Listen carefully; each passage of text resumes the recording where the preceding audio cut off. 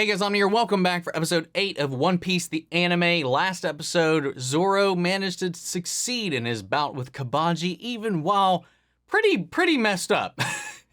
We had some great little moments with Luffy facing off against Buggy, who was trying to interfere in said fight, and a lot happened there towards the end. Another thing I want to talk about before we get into this too is with the strikes being over now, you know, everything with the live action is going to start moving forward again. They did say that once the strikes came to a close, that we could probably expect the next season within 12 to 14 months once they came to an end, because they already had the scripts ready to go. So they just need to get into filming, get into pre-production, production, filming, and then post-production, and we will be ready to go. So my little self-imposed break-off point for what we're covering here might not be that far away. So we might not have like as close of a cutoff as I would have expected by this point, because I did kind of expect the strikes to last longer than this, and I guess from what I've seen too, that they could re-engage those. I think they still have to vote and ratify the current contract, and if the majority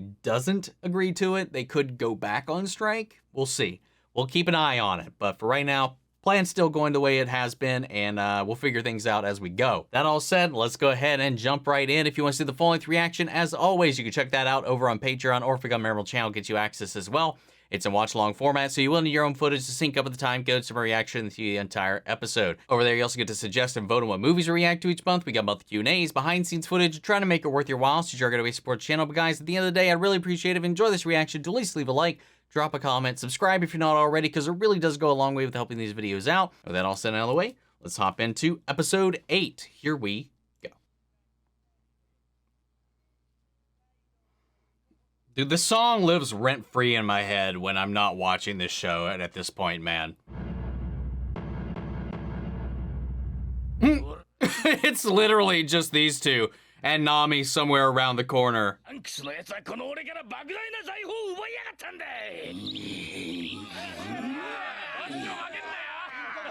Yes. Aww.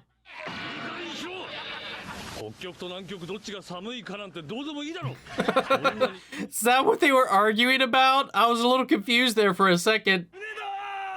That's hilarious. Is that their captain or their first mate?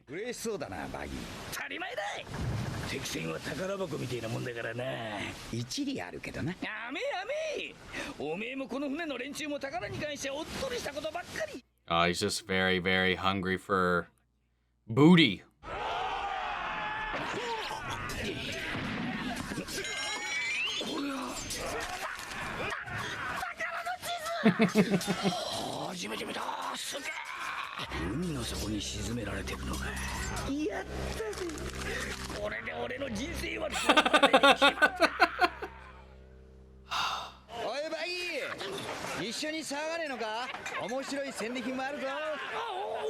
Oh, he's keeping it to himself.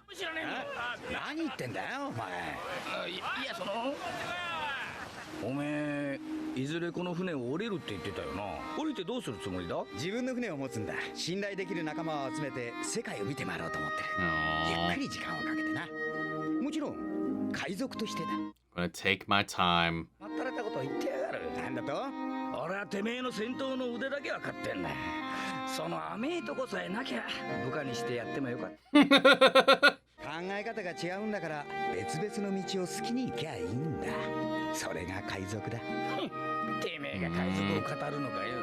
He just likes to cruise. Like Luffy, he just likes the open sea, the freedom, the thrill, camaraderie.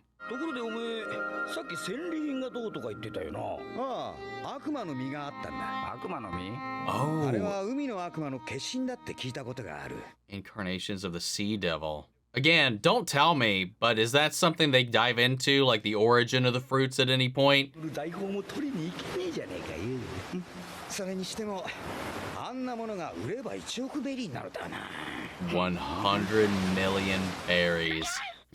That got his attention.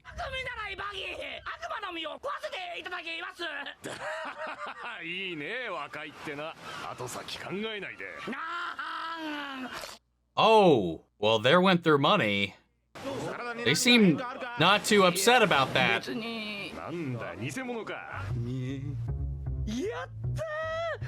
Also, somebody did explain the flashly thing. Like, it's more something like flamboyant, or maybe like magnificent would be a more apt word for what the Japanese interpretation is meant to be, which it makes way more sense if you were to swap out that word.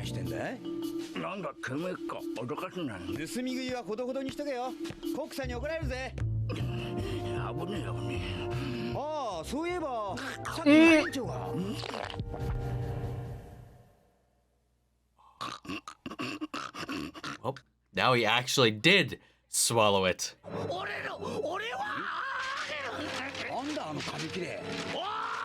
He's gonna... Oh no, oh no. Now he can't swim. I thought he was gonna instinctually detach his hand unknowingly. Oh, and he was a good swimmer too. Oh. Oh.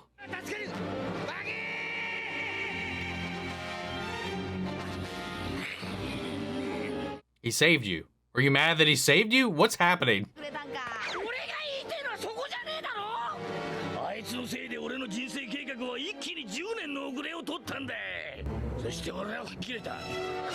What?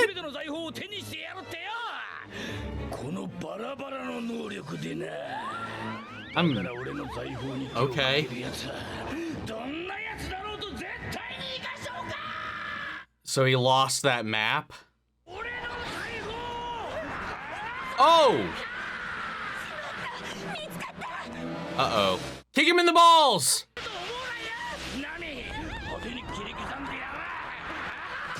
Yes! He did, didn't he? Yeah! Right in your family jewels, buddy! My balls! Balls! Yeah, he was like, hey, over here, buddy. Keep your eyes on the prize. Oh, it's the people that relocated.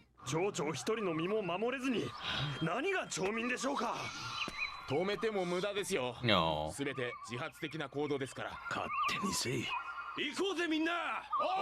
Sure. Fine. Whatever. Had to get my X-Files reference in real quick.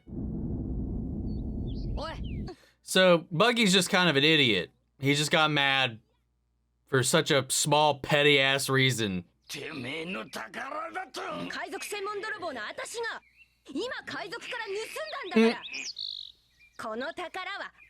Hey, possession. Luffy's like, hey, makes sense. Buggy's over here like, bullshit, fuck you.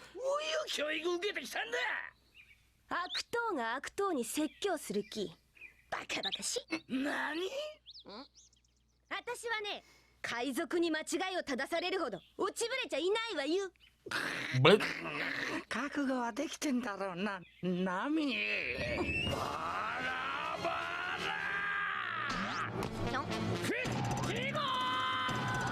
oh no.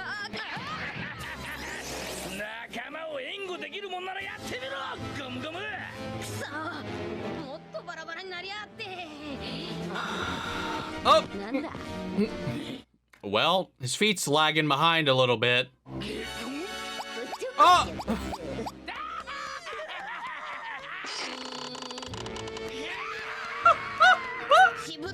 Oh my god. Hey, that's one big handicap, man. I love it.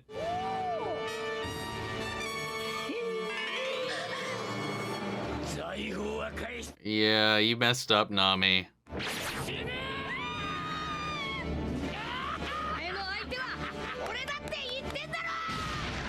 Nice! Oh! Damn! E. Pavement. Cobblestone. Whatever.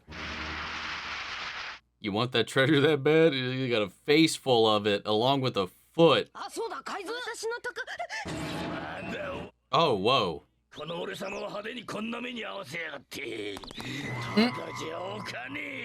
Nami just booked it the hell out of here. Chop, chop parts. Wow, man, they nailed that one in the live action. Wow. Why couldn't he summon the rest of it, though? There was a reason before. Oh, that's why. She got on top of that. Uh-oh.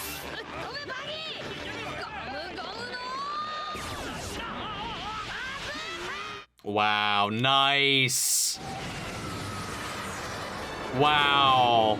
That was some good shit. Though, just like in the live action, I'm just like, could those pieces not separate around the ropes? But, whatever. I'll take it. I'll roll with it.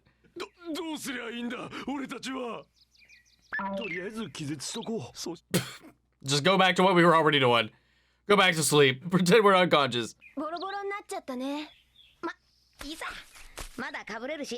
No. Aww. ねえ、それよりさ、2個に分けたから半分持ってよ。重たくてたまんないわ。バギーったらさすがに財宝にこだわるだけあって宝の質がいいの。No.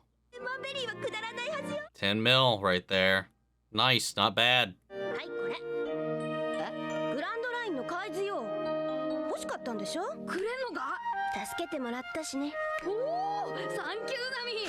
とうとう手に入った。グランド。あ、ってことはお前もこれで仲間になるんだな。海賊の仲間になんかならないって言ったでしょ？ But I will accompany you. あんたたちといると思う。 Staying with you seems profitable enough. 手を組むだけよ。よく覚えといてね。Hey, that's a fair trade. おい、ゾロ、起きろよ。ゾロ、行くぞ。型はついたのか？ああ、海図も宝も航海士も手に入れた。ああ、ダメだ、血が足り。歩けそうもね。当たり前よ。それで歩けたら人とは認めないわよ、あんたたち。なんで俺が入ってんの？ Why am I included? You're the most suspicious of all! 町長さんを。あ、そうだ。そろそろおっさんも起こさなきゃな。君たち。おお、町長。なんてことだ。しっかりしてください。おい、町長。ごめん。そのさん、俺がぶっ飛ばした。Oh my god, you probably didn't need to say that, but that's Luffy for you, man. He's not gonna lie. お前ら、うちの町長をこんな目に遭わせるとはどういうことだ。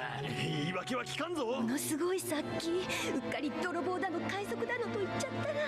海賊だ。Loved it. Love it. Love it.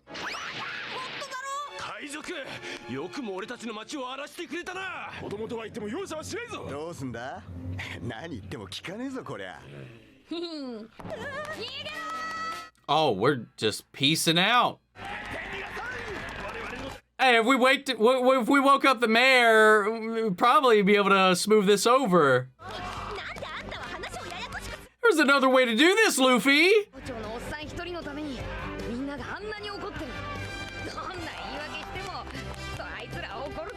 I mean, maybe, I guess. Oh, choo-choo. Dog. Oh, he's standing up for him.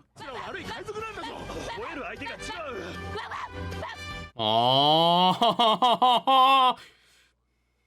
hell yeah.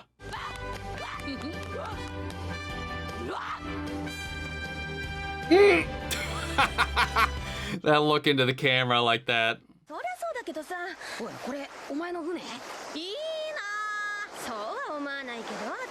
It's better than what they had. Oh god. Oh yeah, I forgot Zoro picked them up. Oh,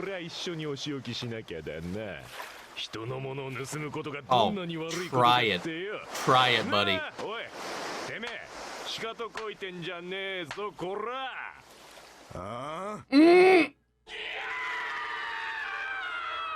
Works out. Now, explain some shit.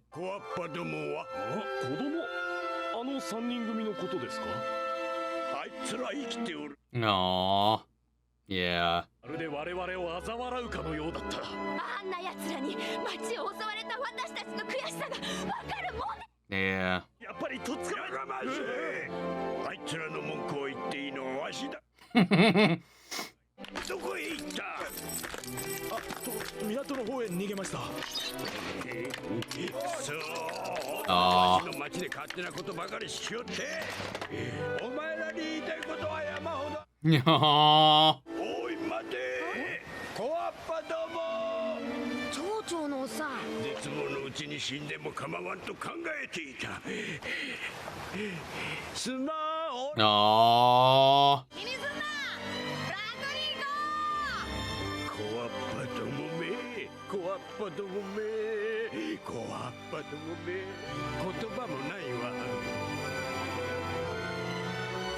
Oh, and they left behind a bag for him. Oh, well, against her will. あれ一つで500万ベリーはあったのよ。だってさ、ぶっ壊れた街建て直すのに金がいるだろ。盗み出すのにどんだけ苦労した。 Oh my god, calm down. 俺は泳げねえ。だからやってんのよ。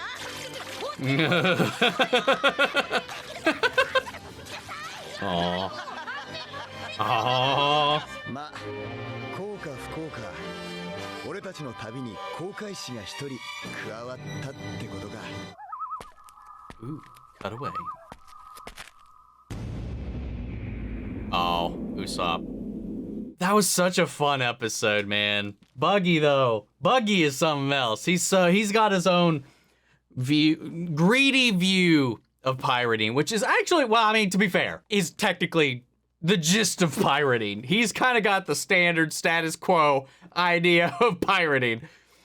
And everybody else has just kind of got this kind of whimsical idea of it. Like, not everybody, but Shanks specifically, and Shanks, in Luffy's sake, kind of passed that on when Luffy kind of saw him as a mentor, as someone to look after and look up to.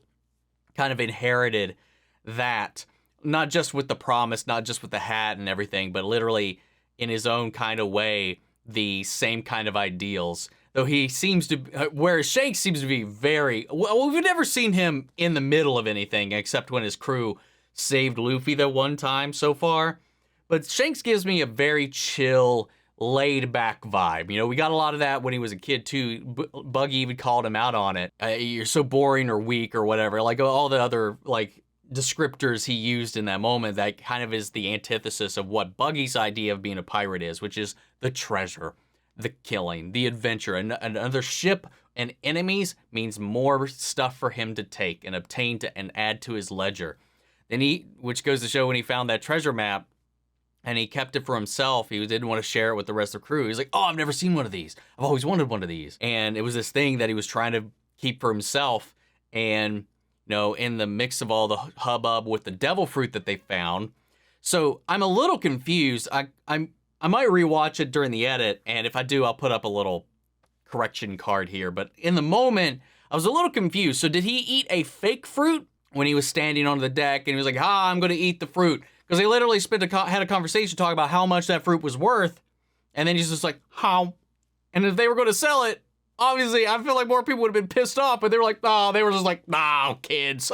But then he kept it for himself, and he, you know, had it off to the side, hiding it from Shanks, and then he accidentally, when Shanks snuck up on him, then he did swallow it. I thought, you know, we were going to see him, like, when the treasure map started to flow away. That was something that he didn't want to lose. He wanted that for himself. So rather than fall overboard trying to grab it and figuring out the ramifications of eating the devil fruit, you know, like they said, it was like kids don't think about the consequences of what they do. Those are like all dumb, silly kids. They don't think about anything before they do it. And very much he didn't. I'm really curious about the origins of the devil fruits themselves too, because there's like the fruits are spawn of pieces of a sea devil. I'm very curious about all of that, but I'm sure that's way down the line, or who knows, much like the One Piece. For all I know, that could be something they still have not addressed yet. But again, it's all rhetorical. It's all me walking through my process and my thoughts. So please, no spoilers, no answers to some of these questions unless it is something I missed in this episode or misunderstood or anything like that. That's fine.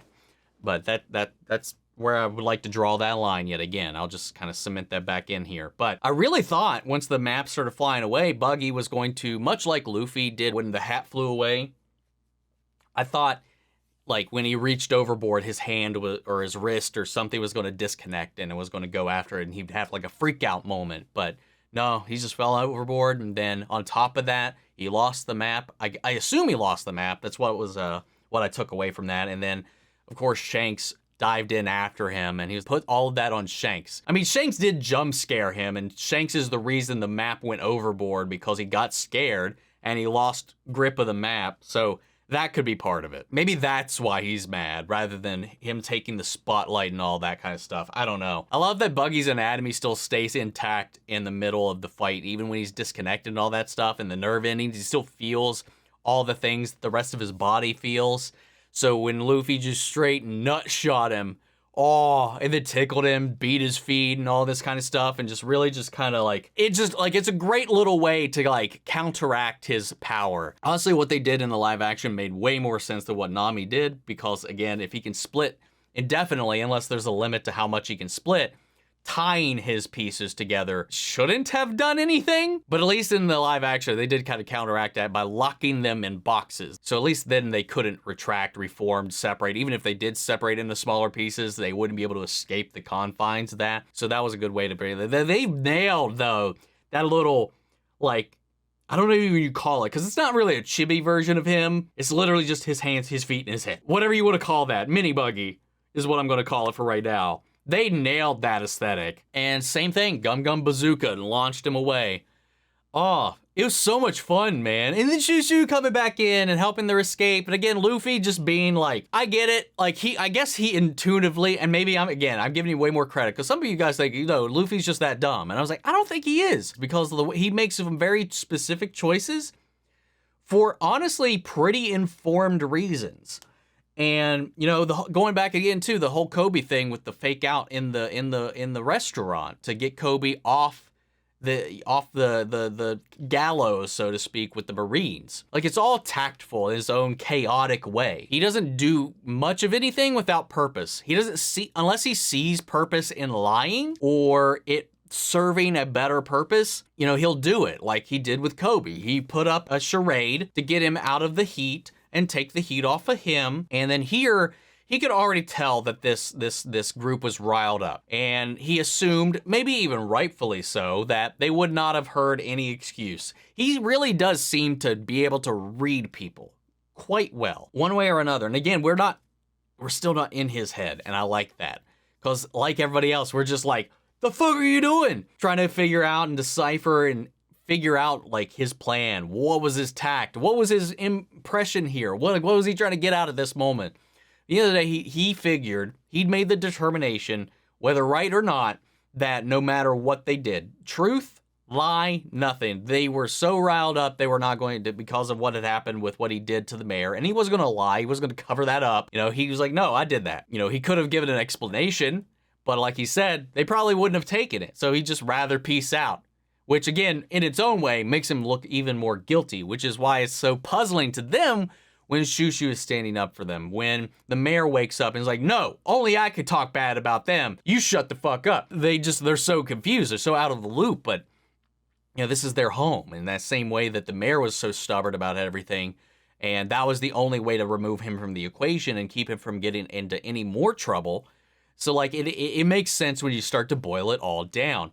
And at the end of the day, he gave his half of the treasure that Nami split with him to leave behind for them to help rebuild. Him wanting to tell off the youngins as he got to the edge, and when he got face to face, when it was the moment to do it, all he could do is just break down and just thank them for what happened. It's just this nice little touching moment. And then the Shushu thing, especially considering how that all thing started off. That was a beautiful way to bring that back. I don't know if we will, just because we got the Grand Line map. We're going to be heading off. There's all kinds of other stuff. I don't know how often, if at all, we revisit any of these places, but I would love to come back here and see, what this town is like post their involvement, post Buggy, post everything, and see how Shushu's doing, how the mayor's doing, and see how they're maybe greeted this second time. But again, Nami's joined their crew. Not really. She's like, I'm traveling with you, but I'm not a pirate. I'm there. I'm on the roster, but I'm not a pirate, not crew, but a partner. Semantics. You're with us.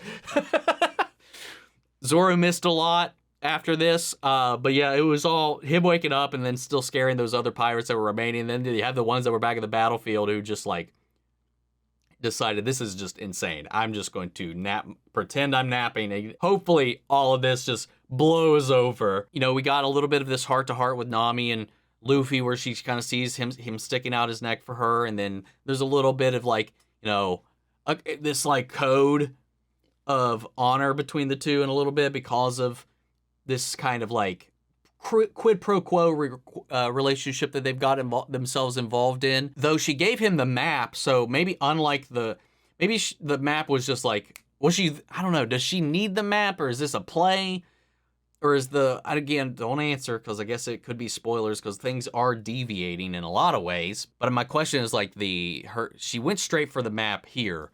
Did she know Buggy had her, or was that just like a thing? And because she just easily handed it over to Luffy here at his exchange, because he's like, hey, this is what you wanted, right? I just want the treasure. And maybe unlike the live action, Arlong doesn't need it. Maybe she doesn't need it for part of that. Or was that all live action only? I don't know.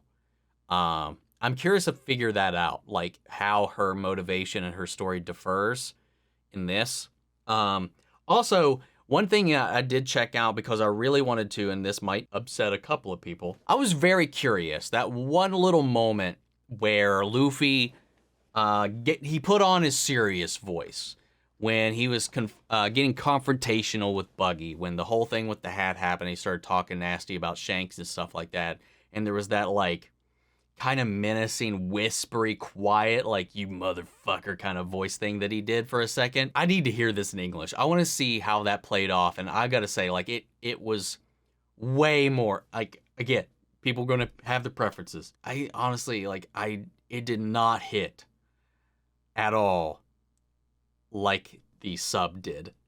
Like the Japanese voice actor did. The delivery on that line was so much more menacing and chilling. So there is that. I was just very curious because that's a very unique choice, and that's those little moments. And I've watched these like sub versus dub things that the normies have been doing with some of the shows that they've been watching, most particularly Naruto. And there's a lot of these things, these little nuances, little vocal choices that make each delivery very different. And there are some times where I do prefer the English over what the Japanese did. But this was one of those moments where I was very curious to see about that because it's a little moment that hits real hard, has a huge punch to it, and I was just wondering how it did. I honestly, I don't think it touched it at all to me, but that's how I feel about it. But anyway, great episode. We're on to the next arc, so we're heading up to Usopp next.